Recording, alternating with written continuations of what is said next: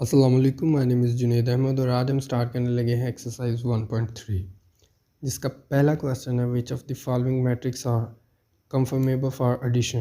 मतलब कि कौन से नीचे एलिमेंट मैट्रिक्स आपको दिए गए हैं जो एक दूसरे में प्लस हो सकते हैं। अब दो मैट्रिक्स एक दूसरे में प्लस तभी हो सकते हैं जब दोनों का आर्डर सेम टू सेम हो, यानी कि एक का आर्डर सेम हो और दूसरे का आर्डर भी वही हो जो पहले का आर्डर है, तो आप उन दोनों को एक दूसरे में प्लस कर सकते हैं।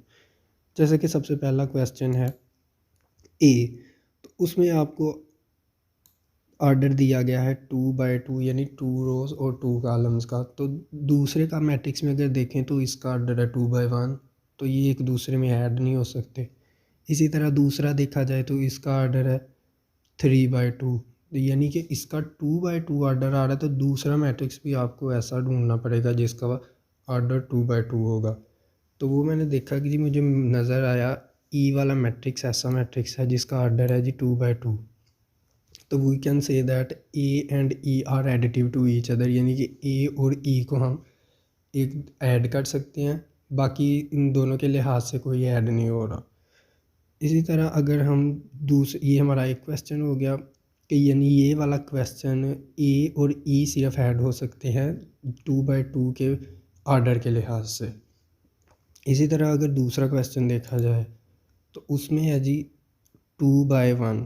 तो सबसे पहले तो मैं इसका मैट्रिक्स का आर्डर देखूंगा कि मेरे पास 2/1 का कौन सा आर्डर। तो मैंने देखा जी डी वाला जो मैट्रिक्स है बी के लिहाज से देखा, तो मैंने डी वाला जो मैट्रिक्स है वो भी उसका आर्डर भी 2/1 ही है, यानी कि ऊपर वाले 2 + 1 को किया जाए प्लस तो मेरे पास आएगा 3। तो एक ही कॉलम बन जाएगा ऊपर से और 2 रो बन जाएगी। तो इसकी भी 2 रो और एक कॉलम है, तो you can say that B and D can be added to each other, कि बी और डी भी एक दूसरे के एडिटिव हैं, यानी कि एक दूसरे में ऐड हो सकते हैं। उसके बाद सी वाला आ जाता है। सी में क्या है 3 रोज़ एंड 2 कॉलम्स, यानी कि आर्डर आ गया इसका 3/2। अब 3/2 वाला कौन सा मैट्रिक्स है, एक ही मैट्रिक नज़र आ रहा है 3/2 वाला और वो है एफ, यानी कि सी के बाद जो 3/2 आर्डर का मैट्रिक्स है वो सिर्फ एफ है। तो आप इन दोनों मैट्रिक्स को एक दूसरे के साथ प्लस कर सकते हैं। इसके बाद अगला क्वेश्चन देखते हैं। दूसरा क्वेश्चन है हमारे पास find the additive inverse of the following matrix. Additive inverse बाकायदा हम लोग पीछे पढ़ के आए हैं। एडिटिव इनवर्स होता है कि किसी भी मैट्रिक्स का इनवर्स, यानी कि जैसे हमारे पास कोई भी मैट्रिक्स हो उसके अंदर के जो क्रॉसपॉन्डिंग एंट्रीज है उसकी अलामत चेंज करने से हमारे पास उसका एडिटिव इनवर्स एलिमेंट मैट्रिक्स आ जाता है। जैसे कि हमारे पास ये जो सी वाला मैट्रिक्स है इसी की एग्जांपल हम लोग देखते हैं। तो सी वाले मैट्रिक्स के साथ आपने इधर माइनस लगाया, सेम टू सेम मैट्रिक्स इधर दिया हुआ है मैंने, तो इधर आप लोगों ने सिर्फ 4 के साथ प्लस है तो माइनस कर दिया, 2 के साथ माइनस है तो प्लस कर दिया। ये इसका एडिटिव इनवर्स एलिमेंट मैट्रिक्स आ गया।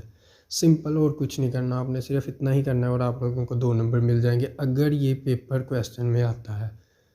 तो अगर किसी आपके टेस्ट में भी आता तो आपको 2 नंबर मिल जाएंगे। सिर्फ इतना ही करना है। अगर किसी भी क्वेश्चन में पूछा जाए कि उसका एडिटिव इनवर्स करें फाइंड, तो यू सिर्फ सिंपल आप लोगों ने काम ऐसा करना है कि इसके साथ माइनस ख़त्म कर देना, अगर किसी के साथ माइनस हो तो प्लस ख़त्म कर देना, अगर किसी के साथ प्लस हो तो उसके अपोजिट का साइन लगा देना है आप लोगों ने।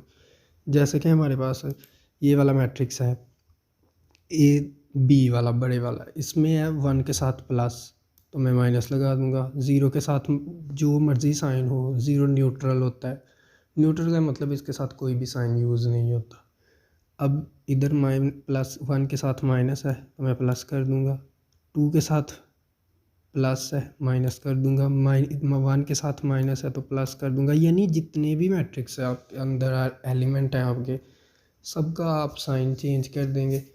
तो जब आप साइन चेंज करेंगे तो वो आपके पास बन जाएगा एडिटिव इनवर्स मैट्रिक्स।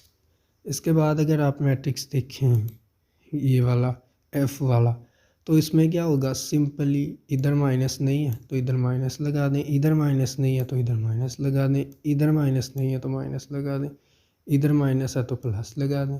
सिर्फ माइनस और प्लस को ही आप लोगों ने चेंज करना, और किसी को चेंज नहीं करना, और कोई होगी भी नहीं एलिमेंट आपके पास अलामत। माइनस होगा तो प्लस में कन्वर्ट कर देना, प्लस होगा तो माइनस में कन्वर्ट कर देना। सिंपल, सिर्फ इतना ही काम करना है आप लोगों को।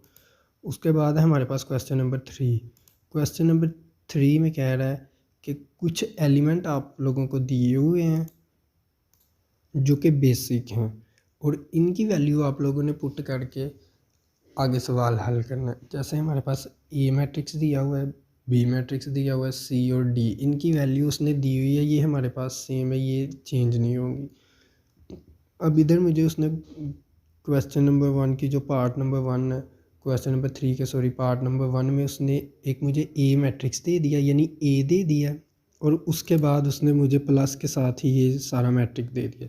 कह रहा है कि इस मैट्रिक्स को ए के साथ प्लस करें। अब मैंने देखा मेरे पास ए की ये ए है ना, तो इसकी वैल्यू मेरे पास मौजूद है। इस मैट्रिक्स को मैं प्लस करके, ये जो मेरे पास 1 1 का मैट्रिक्स है, इसको मैं प्लस करके लिखूँगा इस मैट्रिक्स के साथ। तो इन दोनों मैट्रिक्स के जो कॉरस्पॉन्डिंग एंट्रीज़ हैं, मैं दोनों तीनों को सबको एक दूसरे के साथ प्लस कर दूँगा। होगा क्या, हम इधर देखते हैं। अब मैंने 1 व ए की जगह ऊपर वाला एलिमेंट पुट कर, ये ऊपर वाला मैट्रिक्स पुट कर दिया, तो क्या होगा मेरे पास ये वाला मैट्रिक्स प्लस जो मुझे ऑलरेडी मैट्रिक्स दिया हुआ है वो वाला मैट्रिक्स।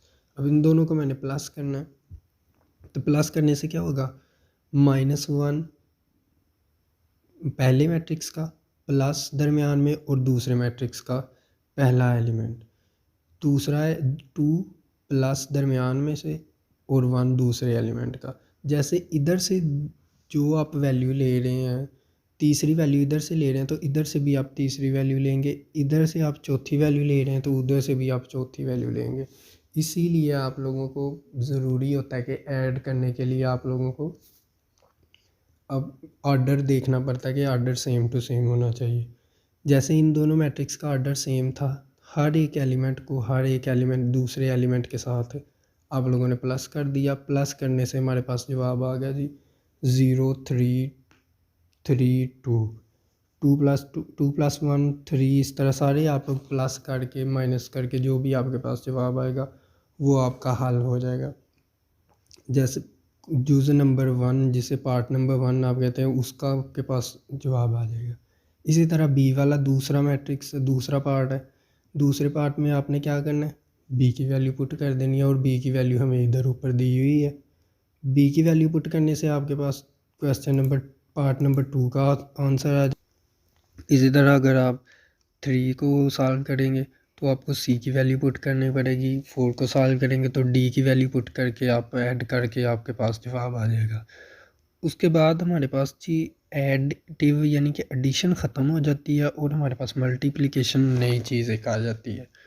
अब मल्टीप्लिकेशन में क्या होगा, मल्टीप्लिकेशन में पहली बात तो ऑर्डर नहीं देखा जाता, और आपके पास जिस किस्म का मर्ज़ी मैट्रिक्स का ऑर्डर हो, आप किसी भी मैट्रिक्स को एक दूसरे के साथ मल्टीप्लाई कर सकते हैं। ऑर्डर देखना ज़रूरी नहीं होगा, जिस तरह का मर्ज़ी उसका ऑर्डर हो, किसी का 2/1 हो और दूसरे का 2/2 हो, फिर भी आप इन दोनों को एक दूसरे के साथ मल्टीप्लाई कर सकते हैं। जैसे कि अब क्वेश्चन नंबर पार्ट नंबर 5 है, उसमें है 2a।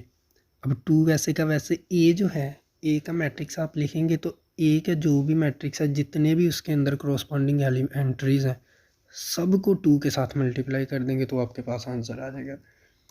जैसे इधर देखें 2 × ए, तो ए का जो एलिमेंट है, सबसे पहले 2 को -1 के साथ मल्टीप्लाई किया इधर, फिर 2 को 2 के साथ मल्टीप्लाई किया, 2 को 2 के इस 2 के साथ, 2 को 1 के साथ, हर एक के साथ अलग मल्टीप्लाई करने से हमारे पास ये जवाब आ गया -2 4 4 और 2। इसी तरह 2 की जगह बी आ गया, 2 की जगह -1 और मैट्रिक्स हमारे पास बी आ गया।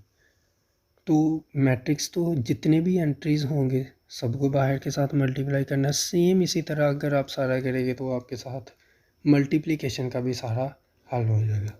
शुक्रिया।